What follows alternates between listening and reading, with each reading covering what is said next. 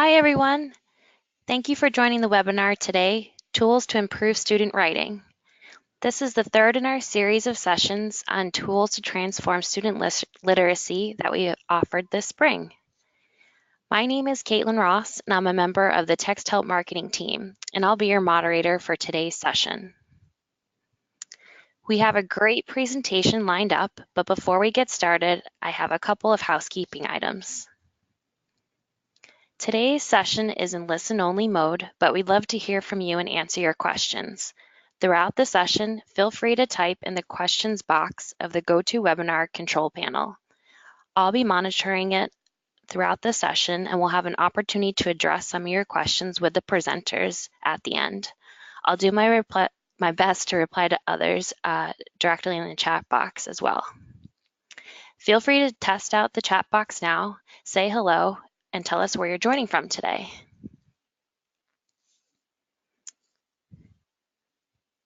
Also, I wanted to let you know that the session today will be recorded. You'll receive a follow-up email tomorrow with a link to the recording, as well as some additional resources. And if you'd like a copy of today's slides to follow along with the presentation or to take some notes, you can type the URL displayed on the screen, text.help/writing tools. This is case sensitive, so please note the capital W and T. I'll give you a moment here to do that just now.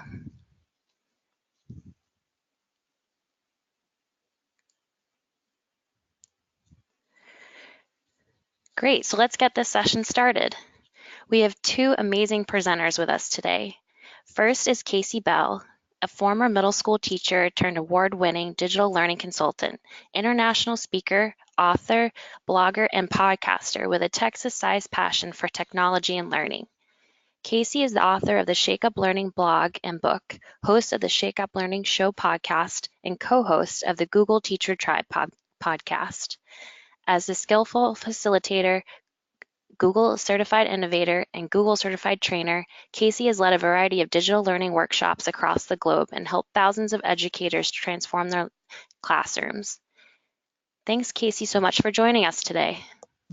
Hey, y'all. It's good to be here. Thanks so much for joining us.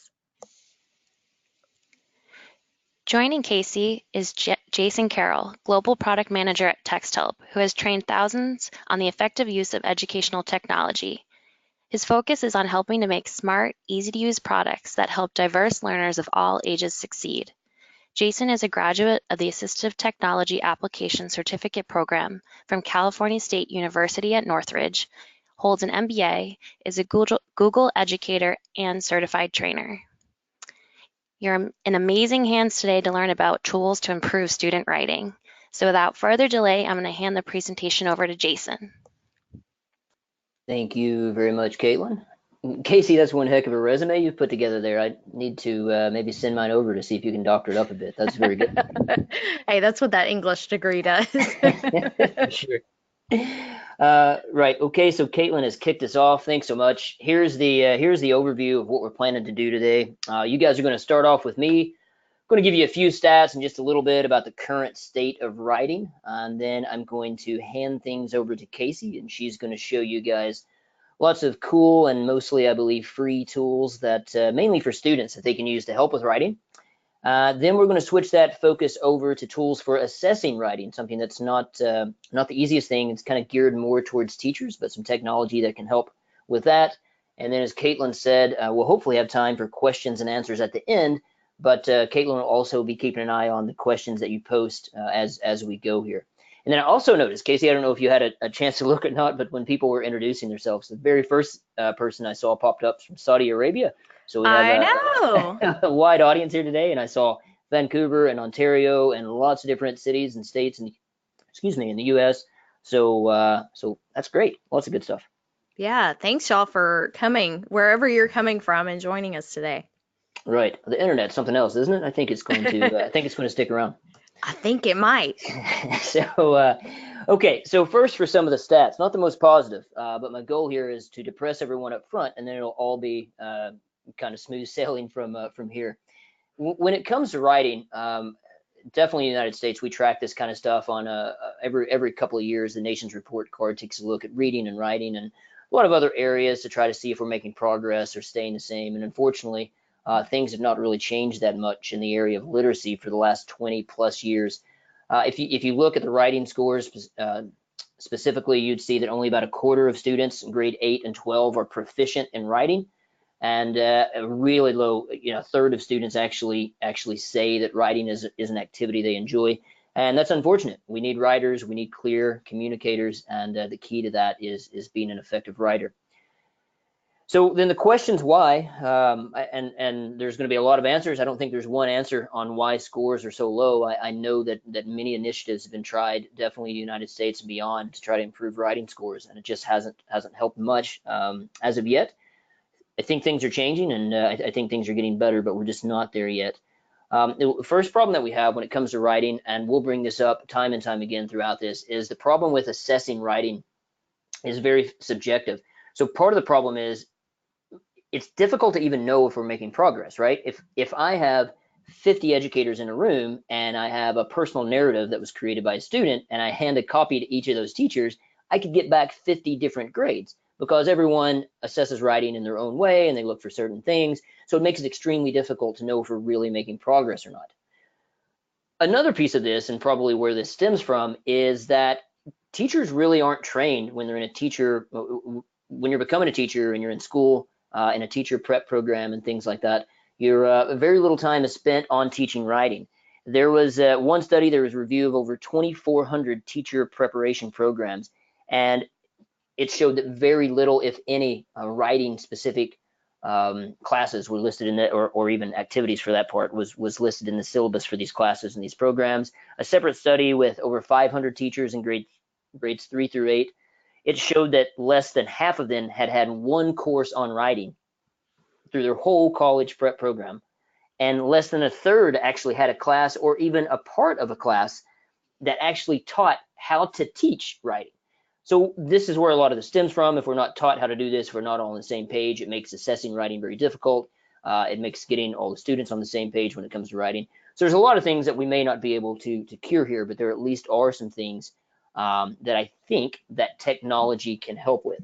So the better part of my career for the last 15 plus years, definitely 15 plus years, has been in education technology. A lot of that being assistive technology, working with students with really diverse learning needs. And I've seen some amazing things that technology can do. I think writing is another thing that technology can help with. Because of being at Texthelp, Texthelp makes lots of different tools, and we'll look at some of those kind of things, but a lot of that's going to help with writing. And then occasionally customers send us some before and after things. So this is one particular student, and this is his writing sample. He did write, he got quite a bit on paper, but as you can see, it's very difficult to read. There's no punctuation, capitalization, those sort of things. So I think anyone assessing this would probably not give it the highest marks. But all the student needed in particular was some help. So he was given some technology. We'll go through all kinds of technologies here in a bit. And sorry, this is the same student after 2 days. This is his writing. So 2 days later, just because he was given some tools to help, he made just a dramatic change in his writing. I mean, there's punctuation, and I see like the quotation marks and everything that's in there. Even quite an artist, as well, as you see there at the end of it. So stories like these are great. I love seeing these sort of things, and it just tells me that, yeah, technology along with instruction can help. So as far as that goes and how it works, these are some of the things I listed because of this particular student. Things like text to speech, when you write something and you hear it read back. Dictation, a lot of times writing is a barrier for many of us, so just being able to speak, and then when you speak, you'll be able to see those words typed in front of you. Word prediction, dictionaries, all kinds of editing and organization tools, all these kind of things are the technology that can help, and it's what we're really going to be focusing on today. So I think, having said that, it's time for me to hand this over to Kasey. Uh-oh, trouble starting right now. Yeah, fingers crossed. The problem is I have a list of lots and lots of people here I can share with, so I just need to make sure I get the right person. Okay, you should. There we go. Okay, so if you came to this webinar and you saw me sharing this, you could probably guess I was going to talk about Google. So I spend a whole lot of time talking and sharing about G Suite and Google tools, and I love how they can help support us in all of the things that we do in education. But more particularly today, we're going to focus on how we can use these Google tools to support writing.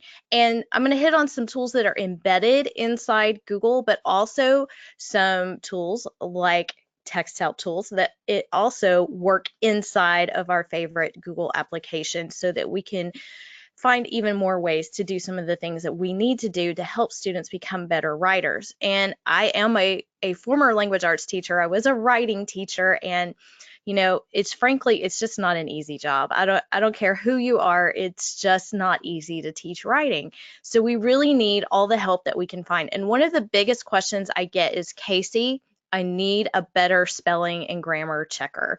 And so if you go into Google Docs now, they have actually added, it used to just be spelling, and it may still be sort of in a beta phase, I think, the grammar part, but you can see under tools, spelling and grammar, and you can select if you want to see that spelling and grammar check to show the spelling suggestions, to show the grammar suggestions. However, this is also one of those tools that I also hear a lot of complaints about. So the example that you see below that on the screen was a article here that purposely had some mistakes in it, and Google's built-in spelling and grammar checker didn't catch anything. So Matt like fish. That's not correct. So it's not really helping us, it's not really helping students catch all of the things that we can catch. And you know what? This is the 21st century.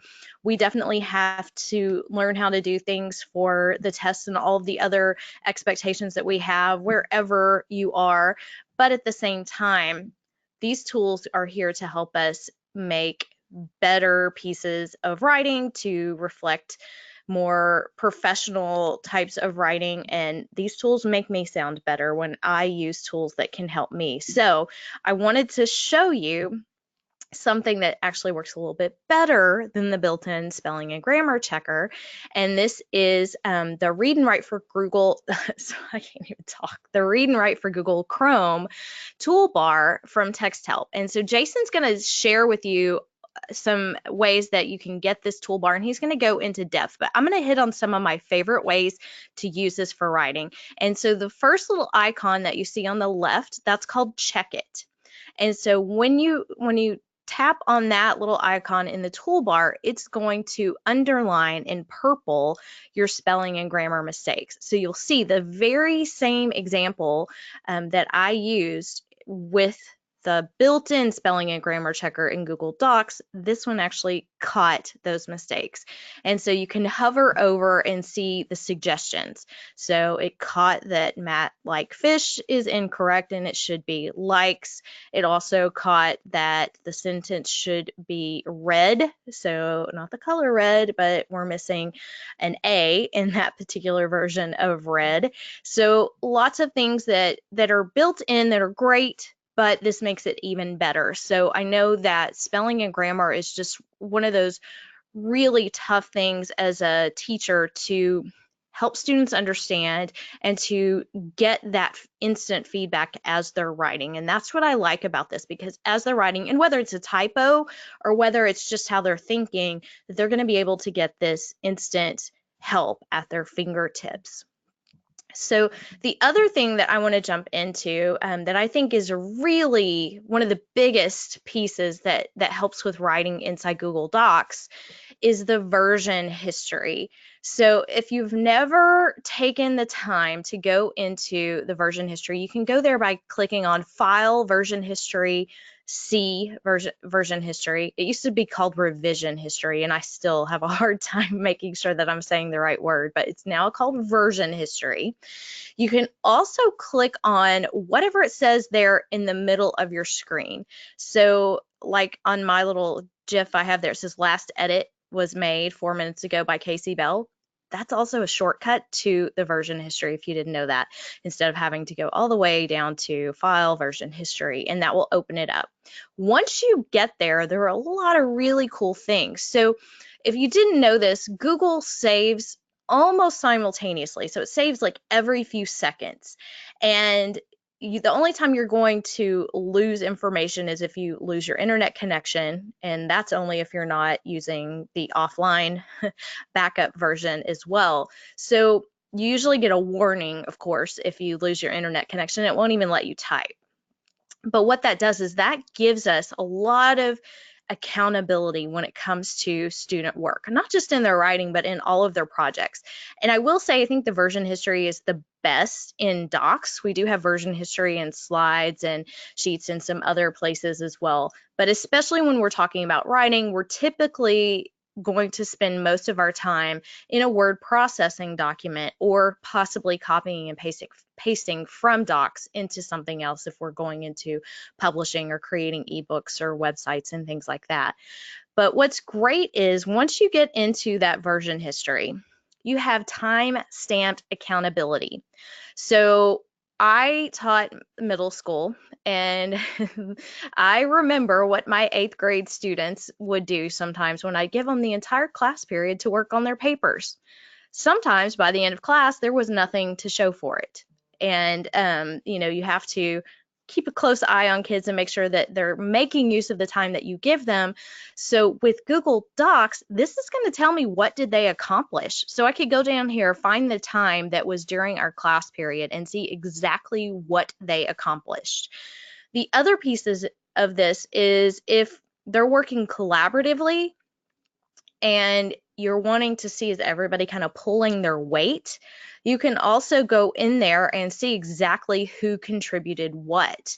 So sometimes when we're working on collaborative projects, I know in my class, it never failed. There would be one group that would come up, Miss Bell, little Johnny's just not doing anything. He's riding the coattails of the rest of the kids, basically.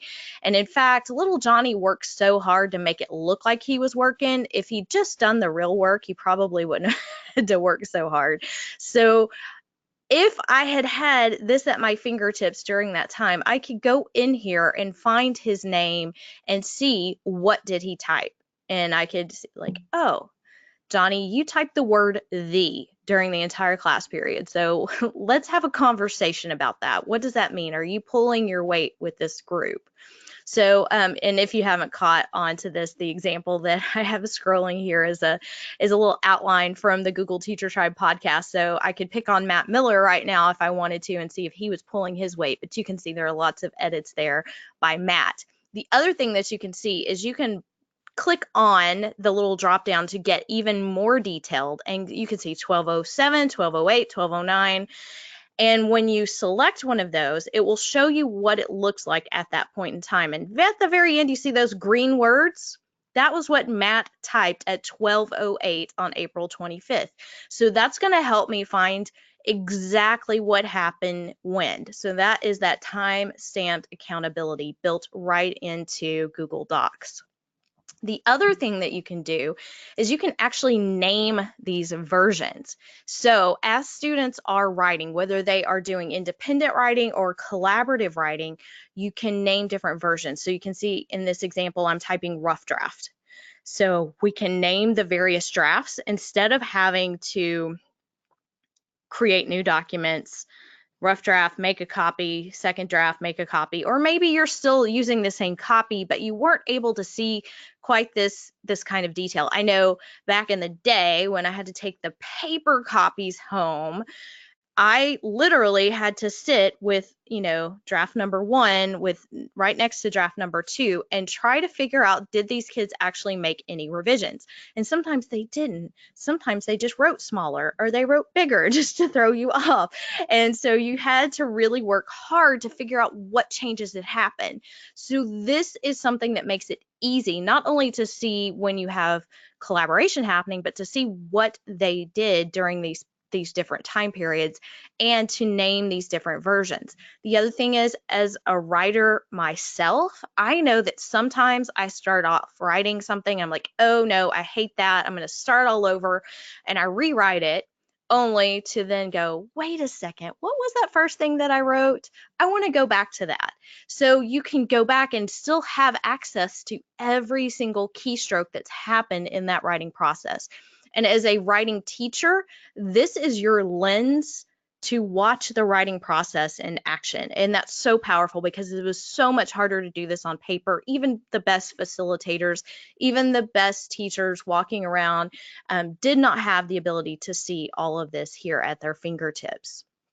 So with that in mind, you can restore the version. So with my example there, when I was like, oh, you know what? I really liked what I wrote the first time. I want to go back to that.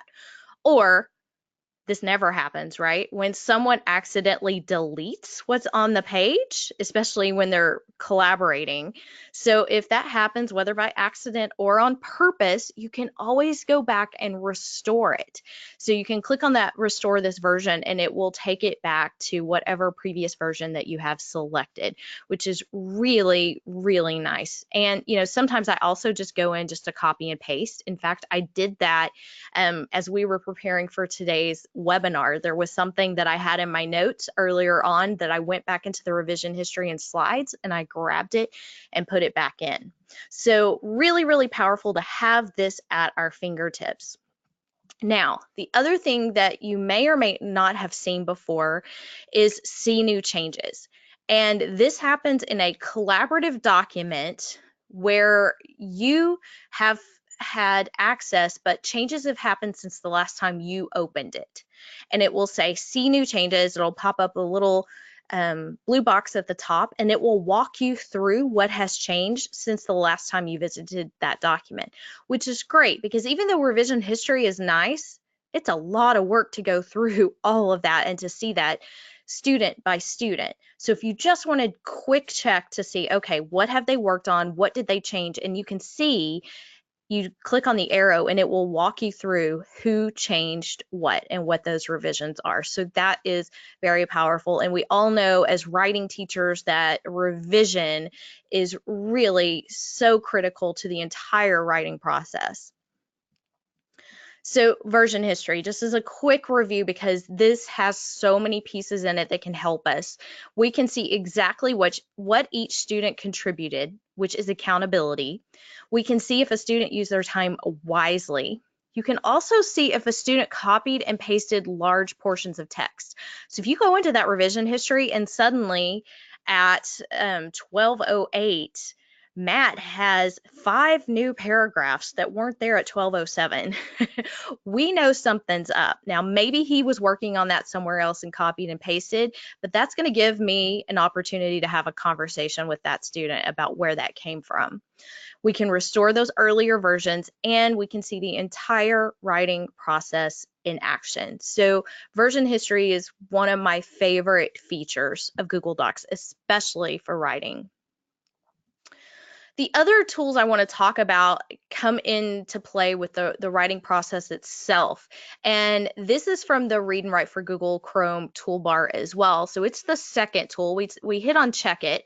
And like I said, Jason's going to go into depth about the toolbar. So I'm just going to kind of hit on how I prefer to use it in the document and in the classroom. So this one is the word prediction tool.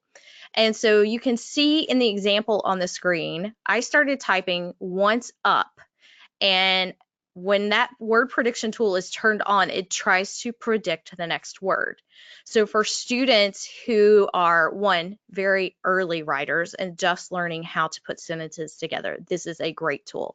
For students who need extra writing support, this is a great tool. For students who are English language learners and who are just learning to piece the language together, this is a great tool. So being able to have that extra assistance, sometimes I think I need this word prediction tool when I'm speaking.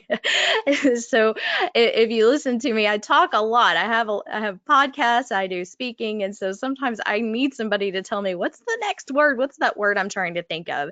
And so this tool can help us do that and help students build those sentences, to build those paragraphs, to build those essays. The other thing that I really love are comments, and there are a million different ways that we can use comments inside docs that can help with the writing process. And the first thing that comes to mind for me is using comments for teacher and peer feedback. And you can do comments in a million different ways. Wherever you leave your cursor and click on comments, that's where it wants to insert the comment. However, if you didn't know this, you can highlight the section, the sentence, the phrase, whatever it is that you are leaving the comment about, and then click on comment, and then it will be connected. So that will make it more obvious to your students what you're referring to. This particular example, and you can even see it's an older version of Docs, but I like to keep it because I also like the fact that you can use the highlighting tool and just highlight different things in different colors, sort of like we do when we're teaching students how to annotate some things. But in terms of giving feedback, you could also use that as a strategy.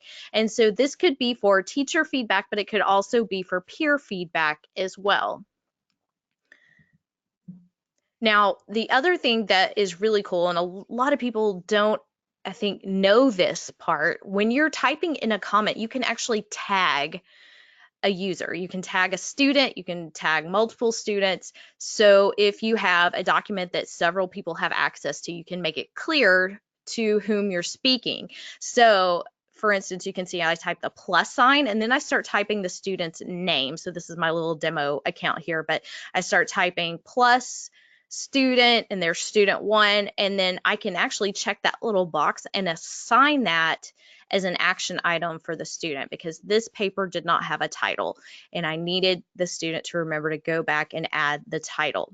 And you can also see down below, I even had a comment that was about a comma splice, and I added a link to a review article about a comma splice. So you can add those resource links back into the comments for students so that they're not coming back, well, I didn't know what that meant, or I didn't know where that, give them no excuses. Here it is, here's where to go, here's your resource, go review this and make your changes.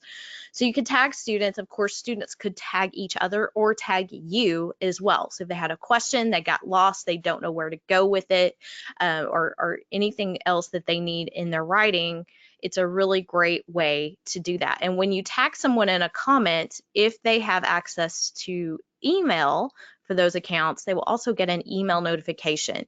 So as Jason and I were planning this webinar, I actually was tagging him in comments to make sure that he saw my questions. The other thing that's really cool is the ability to leave voice comments. So we all tend to talk faster than we type, right? And how powerful is it for students to hear the teacher's voice when they get their feedback? So one of the tools inside the Read and Write for Google Chrome toolbar is the ability to leave what they call a voice note. And so I took a screenshot there to kind of show you the steps. And once you click on voice note, you'll see the microphone icon, and you'll just click on that to record your voice comment. You can click play to listen to it, to play it back to make sure it sounds okay. And then you click insert, and it gets inserted as a comment, and it even has this nice little play button. So I'll tell you this, every time I talk about voice comments, I have to share this. So I think it depends on the type of teacher you are. So a lot of teachers tell me that this is a huge time saver, that they can leave voice comments so much faster than having to type them. However, I'm a talker, and I could totally see this taking me longer just because I would leave more, but that's also could be a good thing, that I'm giving them more detailed feedback because I would be able to leave that in a voice comment. And of course, that's a great modification for some students as well. But being able to leave those voice comments is another great way for feedback, whether that's teacher feedback or student-to-student feedback as well. And then I like to share this strategy, and there are a lot of different ways to do this, but I know when my middle schoolers were working on peer editing, it was quite painful, honestly. They weren't really sure how to give feedback to each other, and it's really hard to teach that. So I found this tag strategy to be pretty simplistic, but an easy starting place. And you can easily adapt this to make it a little bit simpler for the younger grades and make it a little bit more in depth for the older kids. So the T stands for tell the writer something you like. A, ask the writer a question, and G, give the writer a positive suggestion. So just a way to do it instead of the I like your sentence. That's a cool word. Those are the type of comments I remember my students. I was like, okay, I've got to find a better way to teach them how to leave some constructive feedback. So moving on into docs, there's also a really cool editing tool called suggesting edits. And so as you see in this little GIF here, I am deleting the word apps and changing it to the word forms, and it's basically greenlining it. And it's showing up as a suggestion in the comments to the right. Okay, so what this is this tool allows you to make suggestions without actually making the changes to the document. And this is fantastic for giving feedback, but in a way that is much more visual. So in terms of comments, yeah, there are things that you can point out in a comment, but trying to explain that your phrase should be an introductory phrase and not in the middle of the sentence or something like that would make more sense is really hard and would take a lot longer to type it out than it would be just to show where to change it and how to move things around. So when you turn this on, it will actually sort of record and greenline all of the edits that you're making, and then they pop up for whoever's in charge or the owner of this document to decide to accept those changes or reject them. So here's how you turn it on. Under your comments and share button, you will see the editing tool when you have editing rights on a document. And what you do is you hit that drop down. And so there's editing, suggesting, and viewing. And you have to turn on suggesting.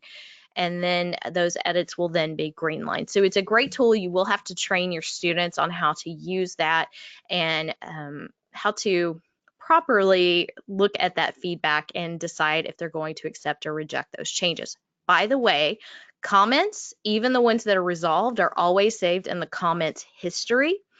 So if you ever run into issues with kids who are just resolving comments and not making those changes, that comments history gives you proof that you asked them to make those changes.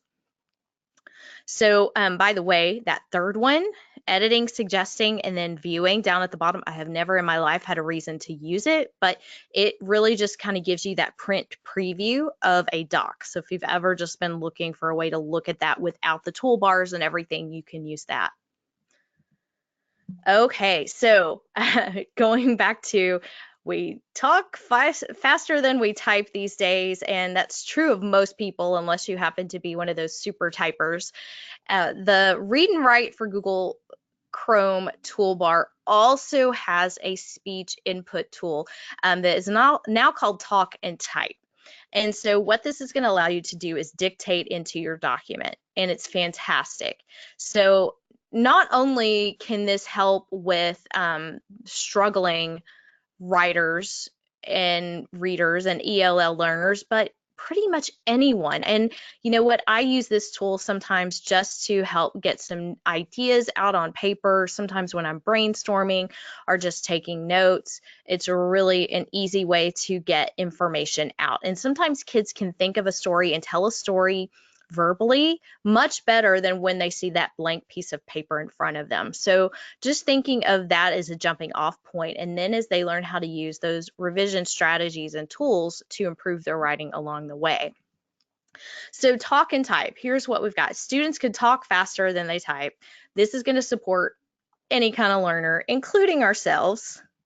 It's great for the little. So those little kids who don't even know how to quite read yet or spell yet, they don't know all the words, but they can speak into a microphone and they can speak in complete sentences. And that is a great foundation for them to see those words come to life. And then, of course, this is great support for our struggling writers as well as those English language learners.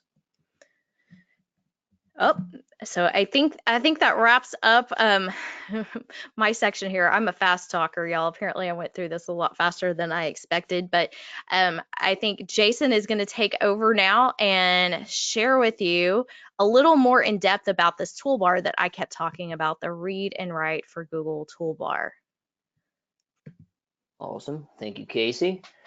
Yeah, the talking type's good. My daughter, well, she tends to. I wonder if we'll ever get to the case to where that is just the norm for when we type. Let me show my screen here for a moment.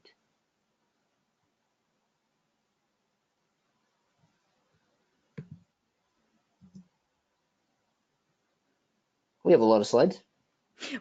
We do. Okay, so you can see my screen, correct? Yes. Okay, perfect. Right, so very good. Thanks, Kasey. All that stuff's great. I was thinking through a lot of that. One, I was thinking through. I was thinking about talking type, and my daughter, she's in 6th grade now, and I find often that when she writes, she uses. We have the toolbar on everything here, obviously, so she'll use that often to do her writing with, and she's gotten good with punctuation and spacing and everything with that. And then part of me wonders, if she's over relying on that. But then, I think about word prediction and those sort of things. So my background was in assistive technology many years ago, and I remember, in the past, like if a student were to use a word prediction, it was this would have been 15 years ago, right? But it would have been because they probably had some sort of physical disability that made it to where they couldn't use a keyboard. So then if that was the case, they would maybe use word prediction to reduce keystrokes. But now anyone that has a cell phone uses some type of word prediction every day. And so that's just became the norm. And I remember, again, 15 plus years ago, if a student, sometimes they would have an access issue. So it was difficult for them to like use a keyboard to or a mouse to make things happen on a screen. So we would have these like touchscreen things that we would actually like carry around and stick on a monitor that wasn't a touchscreen because those didn't exist back then. And it would turn that into a touchscreen and it would be like an assistive tool for that student. And now everything's a touchscreen, it seems like. So I just wonder with the dictation pieces if just eventually that will be, a lot of times now it's talked about, yeah, a struggling writer would use this to help writing, but I wonder if we fast forward 5 or 6 years, that's just how writing will be done. Don't know if it's a good thing or a bad thing. I just wonder if that's where it's heading. So me getting off topic. So focusing then on what Read and Write, some of the stuff Kasey was talking about, I was just going to go through and do a little bit of a live demo of some of this. And many of you have probably seen Read and Write before. This is not a full-on training. I just thought I'd highlight a couple of things, and then I look over the products, most of our education products here, like Read and Write for Texthelp. So I can tell you some things that we're doing, maybe some behind the scenes kind of stuff. And then I'm the guy that if there's something we don't do or we don't do well, I would want you to reach out and let me know, and we'll do our best to get that sorted for you. The best way to do this is for me to just hop in a doc, and I think I'll start where Kasey started when she was talking about check it. So I have, obviously this is purposely made with a lot of mistakes in it just for demonstration purposes. I'll do a quick refresh to make sure it's the right doc here that I have.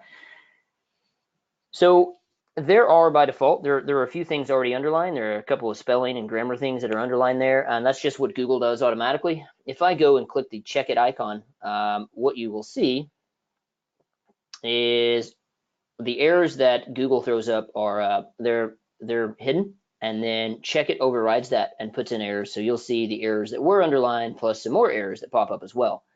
And it's pretty straightforward the way it works. If you click on it and underlines it, you can see here, interestingly enough, the first error is the word error. If you click on that, it'll let you go in and replace it with whatever the correct word is. It'll let you ignore it. If this is actually correct, you can ignore all, so you don't have to worry about it again, or you can just add it to a custom dictionary in case it's a name or a city or something like that.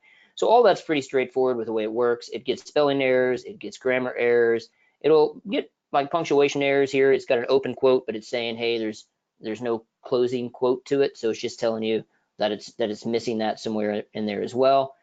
But just to understand how it works, here there's an interesting sentence towards the end, and it says, I left my suitcase in the train station for 5 hours. So it missed the word for, because for is spelled F-O-U-R, like the number, and that shouldn't be, that should be caught, but it's not, because it doesn't know, check it doesn't know at this point, that the next word is actually 5, because 5 is spelled incorrectly. So if I were to click on 5 and get the correct spelling, then check it will see like, oh, wait a minute, that's not grammatically correct. So now it's as you're working and as you're typing and as you're editing, it's finding these errors. So now it goes back and it finds 4, and it'll recommend for me to change that to the appropriate version of 4. So I think it's important to understand how that works in general and how it can be useful as a student's typing along, as opposed to kind of how we used to do spell checks in the past, and when we get done and then go back from the beginning and check it all. So that's one piece. Another thing to be aware of, well, many of you are already aware of this. The English language is very complicated. We have so many different rules and exceptions to rules and all these kind of things, and because of that, it is really difficult to make a really good spell check. Well, not just spell, but spell and grammar and punctuation and all these things. Now we're doing our best to do that. When we introduced Check It, which would have been in October of last year, I think is when we released it, we started with 8,000 grammar rules. That's a lot of rules to go through and have. We released those, it's pretty good. We have a feedback button within Read and Write. So if you ever go to options and then go to Check It, you'll see any words that you've listed in the custom dictionary, and you can remove them if you no longer want them to be there, if you did it on accident. But we have this little note that says, hey, if you find an error that Check It didn't catch, let us know about it.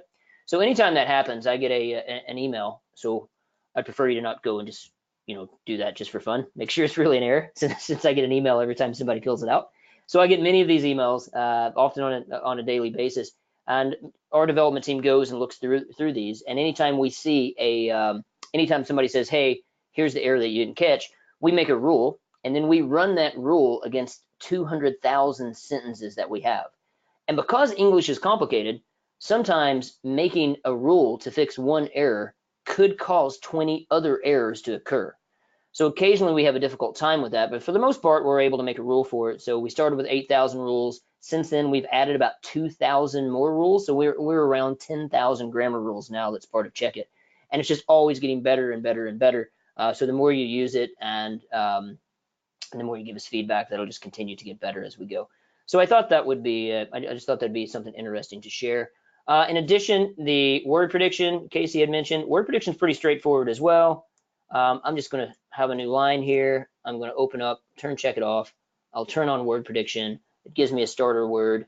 As I type a word, it will say it. As I hover over a word, it will say it out loud. I'm not sure if you guys can hear that. It's coming through my earbuds, but I don't know if you guys can hear it as well. But I could say something like, I have the FO here. And so if I was going to say something like the phone, we'll notice that the very second option there is phone.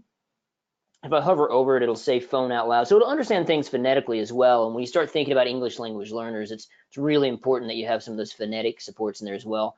We know just from studies we've done years ago with one of our other versions of Read and Write, that students who are struggling writers, and that if they'll use word prediction, they'll write about twice as much. The types of words they use are more complex, and they make pretty much 0 spelling errors because no word ever predicted is going to be spelled incorrectly. Now, a student could just go through and click a bunch of words and make a bunch of nonsense, but we rarely see that being the case. It's more that it opens up a student's ability to write as opposed to them being blocked from writing due to not being able to spell words, which happens often, and that's often why we get kids that are in middle or high school and they're writing stories about cats and dogs because that's all they know how to spell. So things like word prediction and the talk and type features can help with that. So there are other features in here as well. I'm not going to go through them all. There's a dictionary, and I'm just going to scoot this down a bit. There's a picture dictionary.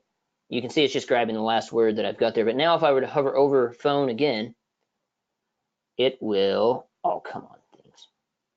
Why are you not doing this? I've got an update issue or something here. If I click on dictionary and picture dictionary, okay. So you see anytime you hover over or grab a word as well, this is like the law of live demos whenever I do something live in front of several people. I always have to do it twice. But you'll see here you get a definition of it. You can get a picture definition of it. Again, it's just those supports. So I'm not sure if that's the right word or not. Now I can listen to the definition. I can look at images that go along with it, and that just helps me make better decisions from there. As far as like other things that Kasey had mentioned that is worth checking out, the newest feature is Check It. And then the most popular feature is obviously text to speech. So if I hit the play button,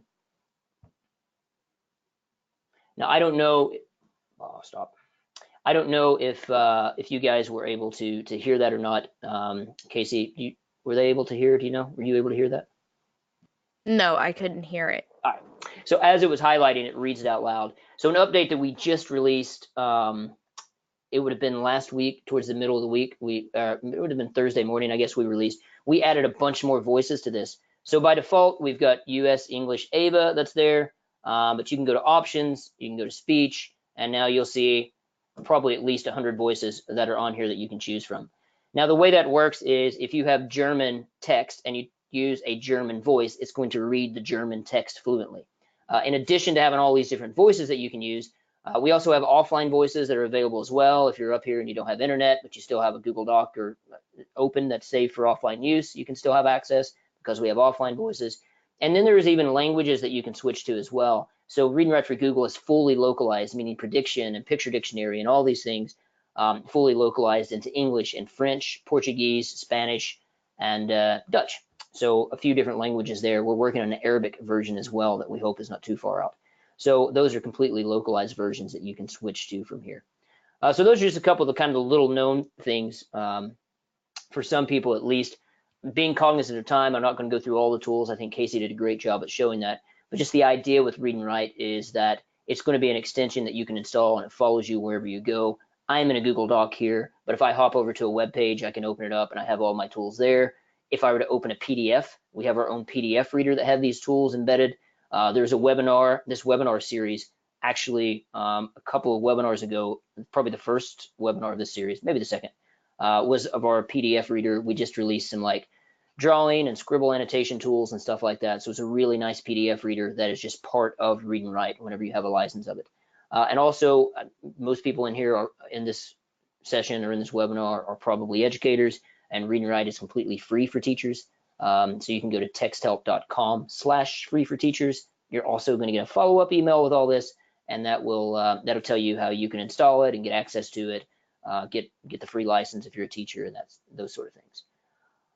So again, being cognizant of time, we're going to switch gears here for a minute. Before we said we were going to talk about writing tools for students mainly, and we've done that. And now we're going to transition over to talking about assessing that writing. And this section is much shorter because, as Kasey will probably tell you here, there's not as much there, but we wanted to cover that. So Kasey, I'll drive the bus if you want to speak to this.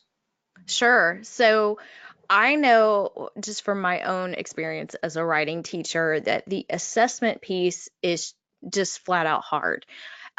Usually I had around 175 students each year. So just the sheer number of papers and drafts to give feedback and try to give timely feedback to is such a struggle.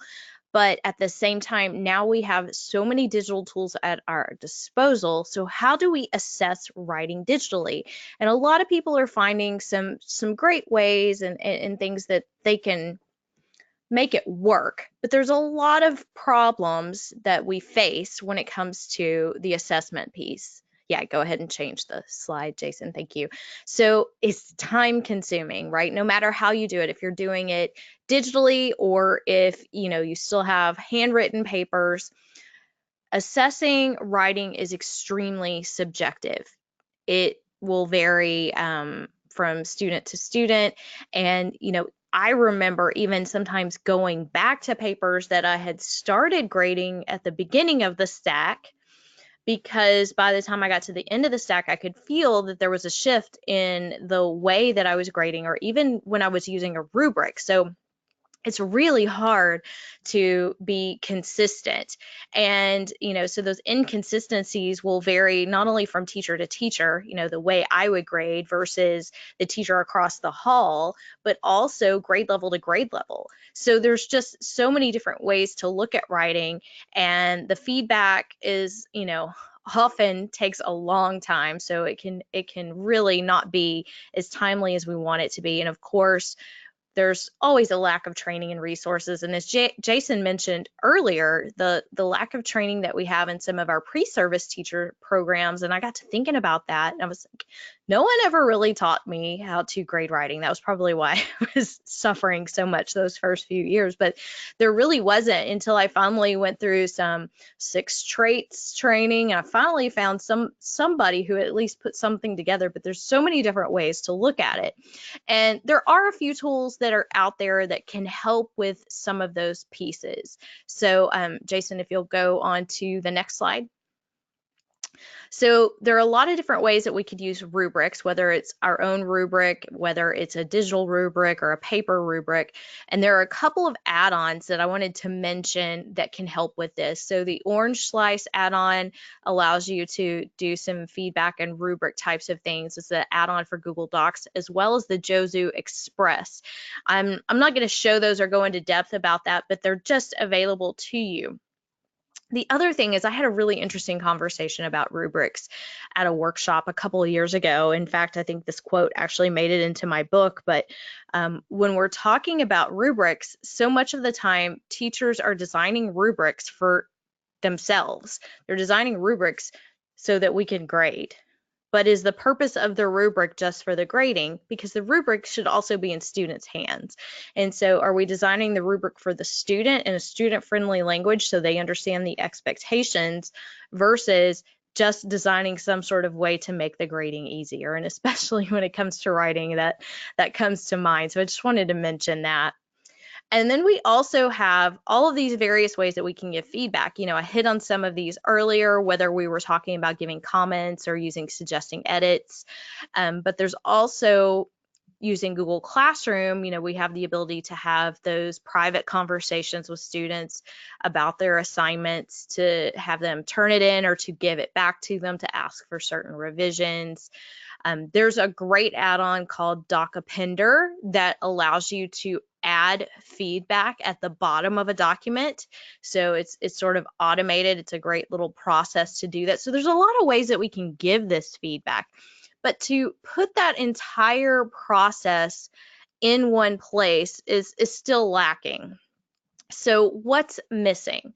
You know, how can we assess? How can we collect the data to help make us more consistent and to see the growth that we want to see in our students, and of course to save that time that we all need to save?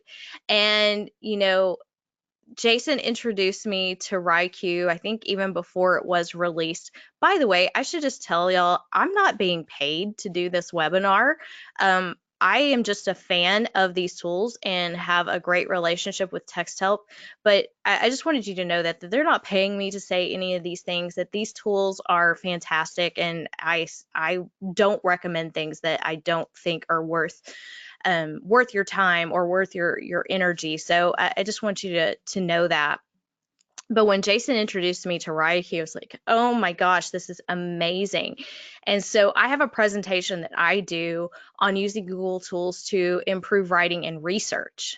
And so I swear to you, at the end, I play a video of this tool, and it's like a mic drop moment. Every writing teacher's like, where has this been my whole life? So this tool does some amazing things to help with this entire assessment process. So we talked about a lot of the writing tools that students are going to use, and now we're really talking about, okay, how as the teacher do we take that and use that to assess and to evaluate and to collect the data and to make adjustments to our learning and the lesson plans and everything in our classroom. So Jason's going to take over now and tell you a little bit about WriQ. Sorry, was muted there. Thanks, Kasey. That's awesome, and I appreciate the kind words as well. WriQ is interesting. It's something we've been working on for a while, and it started as a project just as an add-on, free add-on. We use that to try to help establish some norms with writing. We found that teachers have a hard time knowing, like, if a student's really on grade level and what that looks like. So we started using that, or we started WriQ as a way that teachers could assess writing, and from there we can maybe establish some norms. And we've done that, and we've very recently turned it into an extension. So I'm just going to walk you guys through this with a few slides. I am cognizant of time. I know we only have about 5 minutes left here, so I'll go fast. You'll all have access to the presentation, and you'll have access to me as well. So if you're interested in more about this, just reach out, and I'm happy to answer questions. So the idea is what we've already discussed. We don't need to spend a lot of time here. It's hard to grade 100+ different papers. It's also very subjective. I also found this slide interesting. I asked our marketing team if they could put me some kind of graphic, like if you go back to 100 BC versus today. You know, when, I don't know, if you go back to 100 BC and students were writing, it may have been on clay tablets, and maybe they progressed from there to the scroll, and maybe after the scroll they made it to the book. There's actually a funny YouTube video on back to the scroll versus the book thing. But anyways, then we made it to a typewriter, and from a typewriter we finally got to a computer. And a lot of times students go and type on a computer their work, and then they print it out and hand it in. And that's basically the same thing as a clay tablet. So 2,000+ years, and haven't made loads of progress, I feel, on how we grade and assess writing. So the interesting thing is writing is very subjective, but there are loads of things that we can look at that tells us if a student is doing better or not. The thing is we all need to be looking at the same thing. So the first thing is WriQ does that. It's going to look at things like, one of the things we look at to help with our score is correct word sequences. So imagine if you have two words together, one of them has an error that breaks that sequence. So in general, the more correct word sequences you have, the better, and you don't want very many incorrect word sequences. There's some literature behind that showing that students who have more correct word sequences tend to be better writers. The same way with the maturity of the vocabulary students are using, we have a measure for that, so we can tell you if a student types a word, how mature that word is on a scale. So we start looking at things like the number of errors, the number of correct word sequences, the vocabulary maturity, the times that a student actually spent on task, the types of errors that they're making. We put all these together, and we can tell you all these individually, or we can put them together and give you a WriQ score that I'll talk a minute about. But the idea is we're all looking at the same things. And then on top of that, there's the rubric side of it as well, and WriQ includes rubrics. Soon you'll be able to add your own rubrics, but right now we just have a standard set of rubrics based on a grade level and the genre type. So WriQ is completely free right now. It was an add-on. Now it's an extension, kind of the newer, better, nicer, newer version of it. You can get it from the Chrome Web Store. You're going to be able to score student writings directly in Google Docs. You log in with your Google account. It's not like a separate website, new account, all that kind of stuff. It's going to do some automatic scoring. It includes rubrics. And our plan is then for you to have this in a nice dashboard to track progress over time. To see how it works, here is a paper that my daughter has written called Dream or Reality. It's got a few errors in it. She wanted me to point out that some of these errors I made myself so that it makes for a better demo. So I told her I would give full disclosure on that. But if you have WriQ installed, you'll have a little tab over on the right of the screen. If you tick that tab on, it's going to turn on, and now you're going to see these errors that are now underlined in the screen. And a lot of this, some of this technology we're using here is similar to do Check It that we saw in Read and Write. But that's going to pull out these errors. And as an educator, you can look and see these errors. If you see one that we didn't quite get right, you could always click on it and either clear that error or change the type of error that it is. You can also click on any word or phrase there that's in the doc and just turn that into an error. And as you do that, these you can then click to slide this tab out, and now you kind of get the whole WriQ view. You'll tell us what grade you teach when you sign up, and then you can change that at any time, and you can choose the genre. And then we'll just calculate the number of the different types of errors and the word count and the maturity of the vocabulary and the time that students spend on task. All this sort of stuff we'll just calculate automatically for you. Then when you hit continue to rubric, it does just that. It continues to a rubric. We have a built-in rubric that's based for this specific one, grade 6 narrative, and it breaks it into focus and setting, organization and plot, and several other indicators there. You can expand any of these indicators to see exactly what that means, and you can find the correct one, click on it, and then when you once you fill all those out, you click next, or you can choose to skip the rubric entirely if you don't want to use our rubric. And then that'll just take you to a nice summary screen, and it'll give you the WriQ score. There's a little link that takes you to more information on the WriQ score. It'll also give you the rubric score out of a 100-point scale as well. You can leave some feedback. It's got all the summary items in here. It's even got a rubric summary at the bottom there that you can't see, but it's there as well. You can enter in any kind of feedback you would like. Save that, and when you hit insert, that's just going to dump an image of all this feedback into the student's doc. So next time they open it, you'll see it, or they will see it there, and can make changes appropriately. Actually, if after you use this and save it, if a student goes and makes changes, next time you open WriQ, you'll be notified that changes have been made so that you can rescore the document if you would like to. So that's basically how WriQ works now, and that's all completely free. The WriQ score is really interesting. We put a lot of work into it. Basically, we have tens of thousands of documents that have been scored by teachers, and when that happened, the teacher verifies, like, yeah, that was a grammar error, or that was a spelling error, or no, that wasn't really an error, all that sort of stuff.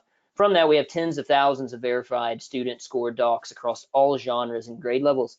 This has allowed us to develop a set of norms that would tell us, okay, if a student is in grade 5 and it's this time of the year and it's a narrative document, what, if this is the WriQ score, what percentile would they be in? So we've got a really nice norm set that you're going to see that's going to be introduced into WriQ here very soon.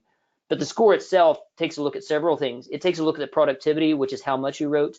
It takes a look at the accuracy, which is how many errors that you made. It takes a look at the pace, which is how quickly you wrote when you're actually writing, not when you go away for a cup of coffee. And then the maturity as well. How mature is the content that you're writing? We put all these together, do some magic, and we've come out with a nice, we've worked with some researchers at the University of Central Florida and come out with a number that we've got a norms chart for that'll really not only give you a number, but give you a useful idea of where your student is. The cool thing is you'll be able to compare that nationally, but you'll also be able to have your own local norms set up as well, because if you start using WriQ, you can start kind of establish a baseline for your school or district and your students, and you can see if they're making progress throughout the year and see progress year over year and those sort of things. What we're working on now is we just need a better way to explain if the WriQ score is good or bad. We know this from feedback. I get feedback every day on this sort of things. We want a really nice, I had some screenshots, but I'm aware you guys have access to the slide deck, and the screenshots were a mock-up. They're not going to be fully designed for another couple of weeks. But we have a nice educator dashboard that you'll be able to go to and see your class and your student progress and all that sort of stuff. You'll be able to compare that progress with national norms. We're going to add the ability to add custom rubrics instead of only using our rubrics. And we're also going to have a student version. The teacher version is based on assessing, but the student version will be being able to see your feedback will be one part, but then also being able to help that student become a better writer. Full disclosure, there will be premium things. A lot of the stuff will be premium, but what's there now is completely free. You can use it to assess documents. What's there now that is free will stay free as well. But then we'll be building on top of that. So I know we're not going to have much time for questions. Caitlin, I think we're at the end of the time. Hop in and let me know, do you want to close some things out and then we can stay on for another 5 minutes to answer questions for those that can stick around? Sure, that sounds good. We did have a couple come in, so I'll just maybe run through just some closing notes here, and we'll stick around for those questions as you mentioned. Perfect. Great. So thanks again, everyone, for joining us today. Please stay tuned tomorrow for a follow-up email, which will include a link to the webinar recording, as well as some additional resources and links to some of the tools that Kasey and Jason mentioned. In addition, when you close out of the webinar, you'll receive a survey if you want to let us know if there's anything else we can do to follow up with you. And lastly, if you have any questions about the products here or any needed further information from this session, feel free to email us at u.s.info@texthelp.com, and be sure to have all the information that you need. So with that said, maybe we can address a couple of the questions. Perfect. So I have one for Kasey. They were wondering if you have a recommendation on how to teach your students on how to use tools like Read and Write in the classroom.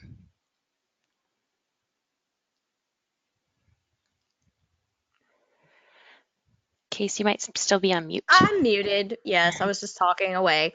I don't have anything that teaches students. I do, however, have a blog post on how to create dynamic reading experiences for your students. So that might help give you some ideas on some ways to implement with your students. So I think Caitlin has a link to that too. Maybe we can add that to the email that goes out tomorrow. Perfect, will do. To chime in on that, we've seen some customers that had success. Well, two things. One, because like, for example, with Read and Write, just because I'm very familiar with it, we make that completely free for teachers. And I think everything that Kasey mentioned is already free. So one, like the teacher using that in instruction, and the students see that, then they better understand how they use it in practice. And then we've had a lot of success with like students teaching other students. Like this student is in charge of this one kind of specific thing, and then they're like the knowledge base for that piece of software, and all the other students come to them, and it makes them feel like a hero, but it also helps them with training other students and the whole peer review stuff and all that. So just a couple ideas. Great, thanks, Jason. And I had a question around Check It, and with the word options that you could replace in the list, or is that available to be read aloud? It is not, but we will add that. That has been a common request. So some of our stuff like prediction, it's one of those things like you go and turn prediction on, and if you hover over a word that's predicted, it'll say that out loud. Check It is used way more often, and a lot of times it's always on, and it's one of those things that when we first turned it on, we just didn't make the speech on by default because we were afraid it made noise in people. There's no on-off button for it in prediction, for example. So we're going to add in an option for speech in Check It, and it will not be on by default, but you'll be able to go into options and tick that option on, and then you'll be able to hear it. That'll be something we'll roll it out over the summer, and definitely like for the next school year that'll be in place. Thanks. And I have a couple questions around WriQ. Could you tell when a student submits several versions of a document, how does that change the score overall? Well, if basically you would submit a version and then you would score it and you would get a score, and then you would say, let's say you come back 2 days later and you'll get some kind of pop-up or you'll see an indicator that the document has changed. So then you would just go through the scoring process again. And on your end, when you go back into that doc, that new score replaces the old score. What will be available very soon will be a dashboard.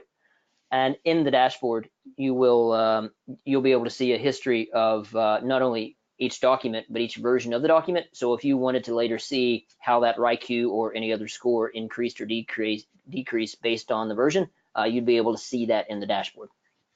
Hope that makes sense. Great. Thanks. And I think last up here, are there ways to see if a student is using a Read and Write feature while writing in a doc that's scored by WriQ? No, there's not. But so we've got an analytics piece for Read and Write that shows some basic kind of usage analytics and stuff like that. But it doesn't really tie it into what doc they were using it in. But we've got this kind of project that we're working on. It's pretty early right now, but it's called DataDesk. And the idea is right now DataDesk exists and it allows you to turn features on or off for students. And then there's a new tab that just popped up, I don't know, a few weeks ago, that allows you to see usage. If you want to connect it up with Google Classroom, you can see students in your classroom and you can see how much they're using Read and Write. Doesn't tell you where, but it'll tell you how much they're using it. And then we're going to keep building that out. Soon there will be like an admin portion of that to see like usage on a bigger scale. And then we want to tie in things like WriQ as well, so we can kind of see that picture to where, you know, was the WriQ score higher if they're using Read and Write's word prediction and that sort of thing. We're a bit away from that, but I think whoever asked the question, we're thinking on the same page here. It's just going to take us a little while to get there. Okay. Great. So I think that's the last of the questions we'll have time to address today. But if we didn't get to one of the ones that you posted, we do have a copy of all those, and we'll send you an email directly with the reply. And so with that, just last up, I just wanted to send a big thank you to Kasey and Jason for the presentation today. And thank you all for joining us. And we hope you have a great rest of your day. See you guys. Bye, y'all. Thanks.